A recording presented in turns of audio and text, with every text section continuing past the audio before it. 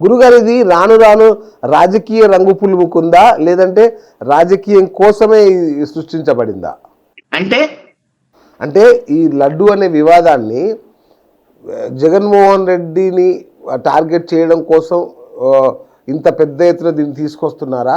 ఎందుకంటే ఒక స్థాయిలోకి వెళ్ళిపోయింది ఇది ఇష్యూ. జగన్మోహన్ రెడ్డి కూడా ఉక్కిరి బిక్కిరి అవుతున్న పరిస్థితి. జగన్మోహన్ రెడ్డి గారిని ఒక కార్నర్ చేయాల్సిన అవసరం లేదండి. జగన్మోహన్ రెడ్డి గారు ఆల్రెడీ కార్నరే. ఓకే. రీజన్ ఏంటంటే చెప్పేవాడు ఎదవైతే వినేవాడు వెదవన్నర వెదవ అని ఆయన నోటికి ఏదొస్తే అది మాట్లాడేస్తూ ఉంటే వినేవాళ్ళు గొర్రెల్లాగా తలకాయ ఊపుతూ ఉంటారా? బుడమేరు దగ్గరికి వెళ్ళి బుడమేరు నది అంటాడు. అది నదా వాగా కూడా తెలియని మనిషికి బుడమేరు గురించి మాట్లాడటం, దానికి వత్తాసుగా చెక్కపజం చేస్తూ ఈ రోజా గారు, కొడాలి నాని గారు, అసలు వీళ్ళని గౌరవించడం కూడా చాలా అసహ్యంగా ఉంది. వీళ్ళ మూలకంగానే సర్వనాశనం అయిపోయింది.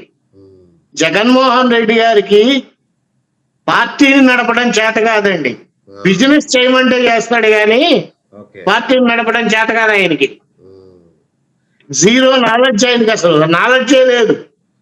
ఏదో మాట్లాడేస్తూ ఉంటాడు. పేపర్ పెట్టిస్తే ఎవరో రాసిన చెప్పి చదువుతూ ఉంటాడు. ఆ చదివిందైనా కనీసం తర్వాత అర్థం చేసుకుంటాడా అంటే అర్థం చేసుకోడు. ఇందాక అదే ప్రెస్ మీట్ లో చూశాను నేను, ఆయన మాట్లాడుతూ ఉంటేనే డిక్లరేషన్ మీద సంతకం పెట్టాలంట, నా మతం మానవత్వం, రాసుకోండి పోండి, ఇలాంటి మాటలో మాట్లాడేది. మాజీ ముఖ్యమంత్రి ఇలా మాట్లాడతాడా? సార్ మాజీ ముఖ్యమంత్రి కూడా డిక్లరేషన్ ఇవ్వాలా? కాదు, నువ్వెంత అసలు ఆఫ్టర్ ఆల్ ఎక్స్ చీఫ్ మినిస్టర్వి. అబ్దుల్ కలాం గారు, సోనియా గాంధీ గారు పెద్ద పెద్ద వాళ్ళ డిక్లరేషన్ మీద సంతకం పెట్టి దర్శనం చేసుకున్నారు. ఈయన ఎంత, ఈయన అనుకుంటున్నాడు నేను తిరుమల వెళ్ళలేకపోవడానికి కారణం డిక్లరేషన్ మీద సంతకం పెట్టాల్సి వస్తుందనే ఉద్దేశంతోనే వెళ్ళలా. ఓకే. వేరే కారణాలు ఏవేవో చెప్తూ ఉంటాడు. విచిత్రం ఏంటంటే ఈయన వెళ్ళటం కాదు తిరుమల, 7 కొండల వాడికి ఇష్టం లేదు ఈయన రావటం. ఆయన పర్మిషన్ ఇస్తేనే మనం వెళ్ళేది. 7 కొండల వాడు పర్మిషన్ ఇస్తేనే ఆ వెంకటేశ్వరుని దర్శనం చేసుకునే భాగ్యం కలుగుతుంది. ఎవరైనా చాలు, ముఖ్యమంత్రిగా ఉన్నప్పుడు కర్మగాలి తప్పక రావాల్సి వచ్చి ఇచ్చావు, ఇక నువ్వు అవసరం లేదు నాకు, కిందే ఉండని చెప్పి పంపించేశాడు. అలాగే దీన్ని నిజంగానే రాజకీయం కూడా చేస్తున్నారు. దీన్ని రాజకీయం కూడా చేస్తున్నారు. ఎందుకంటున్నానంటే ఈ మాట, నిన్న పవన్ కళ్యాణ్ గారు ఈ మధ్య ఏదో ప్రాయశ్చిత్త దీక్ష అని పట్టారు ఆయన. ఎవరికి ప్రాయశ్చిత్త దీక్ష? ఆయన చేసుకుంటున్నాడా, జనాల కోసం చేస్తున్నాడా, లేదా రాష్ట్ర ప్రభుత్వం కోసం చేస్తున్నాడా? ఆయన చేసుకునేటట్టు అయితే ఆయన ఇష్టం చేసుకోవచ్చు. రాష్ట్ర ప్రజల కోసం రాష్ట్ర ప్రజలు చేసుకోవాలి కానీ ప్రాయశ్చిత్త దీక్ష మీరొక్కళ్ళు చేసే దాన్ని ప్రాయశ్చిత్త దీక్ష అనరు. ఈ ప్రాయశ్చిత్తం అనేటువంటిది వీళ్ళు ఎవరు చెయ్యక్కర్లా, ఆల్రెడీ 7 కొండల వాడు చేసేసాడు. ఎప్పుడైతే జగన్మోహన్ రెడ్డి గారి ప్రభుత్వం వెళ్ళిపోయిందో ఆ తర్వాత వచ్చిన వరదలకి అపార్ట్మెంట్లతో సహా మునిగిపోయింది ఆంధ్రాలో. అప్పుడే ఆయన ప్రాయశ్చిత్తం చేసేసాడు వెంకటేశ్వరుడు. ప్రతి ఒక్కళ్ళ ఇంట్లో ఆ గంగని చల్లి మీకు ప్రాయశ్చిత్తం చేస్తున్నాను రా అని చెప్పి ప్రాయశ్చిత్తం అప్పుడే చేశాడు 7 కొండల వాడు. కానీ దీనికి మూల కారణం అయితే మాత్రం ఖచ్చితంగా కేంద్ర ప్రభుత్వమే. ఎవరన్నా ఒక్కళ్ళు వచ్చి మాట్లాడారా ఇప్పటి వరకు? ఒక్కళ్ళు లేదు. ఎందుకు మాట్లాడట్లేదు? అంటే ఇప్పుడు కారణం ఏంటి? ఇప్పుడు వాళ్ళ తరఫున కాదు గురుగారు, వాళ్ళ తరఫున పవన్ కళ్యాణ్ మాట్లాడుతున్నట్టున్నాడు కదా బీజేపీ తరఫున. పవన్ కళ్యాణ్ గారు అంటే నాకు ఒక విధంగా అభిమానం ఉండేది. ఇప్పుడు ఆ అభిమానం కూడా కాస్త పోయిందేమో అనిపిస్తోంది. ఆయన డైలాగే నాకు తెక్కు ఉంది, దానికి ఓ లెక్క ఉంది అంటాడు కదా. అవునవునవును. ఆయనకి తెక్కు ఉందో లెక్క ఉందో లేదో తెలియదు కానీ తిక్క మాత్రం ఉంది. ఆ, ఆయన చెప్పిన వీడియోస్ పాతవి ఒక్కసారి రీకలెక్ట్ చేసి చూసుకోండి. ఆ, వాళ్ళ అమ్మగారు దేవుడి దగ్గర దీపారాధన చేస్తే వాళ్ళ నాన్నగారు వచ్చి దాంట్లో సిగరెట్ వెలిగించుకునేవాడంట.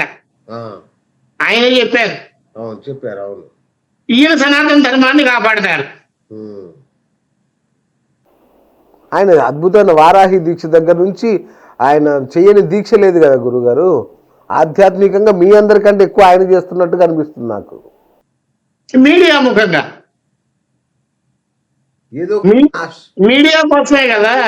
ఇప్పుడు వారాహి దీక్ష చేశారా, ప్రాయశ్చిత్త దీక్ష చేశారా, అవన్నీ పక్కన పెట్టండి. ఓకే. మనం మాట్లాడేటప్పుడు మాటకి కట్టుబడి ఉండాలి. ఉమ్, ఆ మాటకి కట్టుబడి లేకపోతే ఎన్ని అవమానాలు వచ్చినా స్వీకరించే గుణం ఉండాలి. yes. మొన్న ఈ మధ్య ఒక ఫంక్షన్ లో కార్తీక్ గారు అవును. ఎవరో ఒక యాంకర్ లడ్డు గురించి అడిగితే, అవును. అమ్మా అది సెన్సిటివ్ టాపిక్, అది ఇప్పుడు మాట్లాడద్దు అని అంటే, అది ఆ విషయం పవన్ కళ్యాణ్ గారికి తప్పు అనిపించింది. ఎందుకు తప్పు అనిపించిందో నాకు అర్థం కాలేదు. ఉమ్, సెన్సిటివ్ టాపిక్ అమ్మా ఇప్పుడు మాట్లాడద్దు అని అన్నారు. అవును. వెంటనే ట్వీట్ చేశారు, మైక్లో చెప్పారు పవన్ కళ్యాణ్ గారు, అవును. ఇలా మాట్లాడటం పద్ధతి కాదు అని.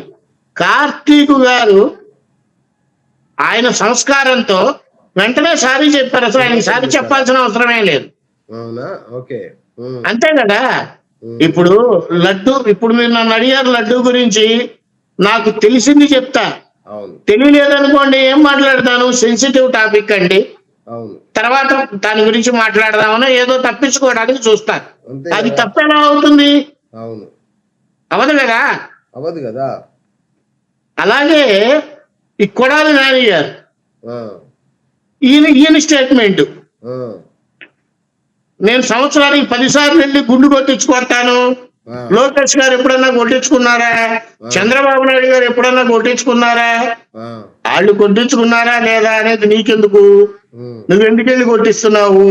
క్యాసినో తెచ్చావు, గంగలో మునిగితే పాపాలు పోతాయి అంటారు కొంతమంది మూఢభక్తులు. నువ్వు క్యాసినో కల్చర్ తెచ్చావు, అది పాపం అయింది, వెళ్ళావు గుండు కొట్టించుకున్నావు. ఉమ్, విగ్రహాలను శిరో ఖండాలుగా నరికించేసావు, పాపం అయింది, గుండు కొట్టించుకున్నావు. ఆ, అంతర్వేది రథం దహనం అయితే రథాన్ని ఉంది కొత్త చేయించచ్చు. నోరే కదా, నాలిక నోరు ఏదైనా మాట్లాడేస్తుంది. అయ్యో పాపం మాట్లాడేసానే, గుండు కొట్టించుకున్నావు. సిగ్గుండాలి మాట్లాడడానికి. ఉమ్, కడుపుకి అన్నం తినే వాళ్ళు మాట్లాడే మాటలు ఇవి. ఉమ్, ఏదొస్తే అది మాట్లాడటమేనా?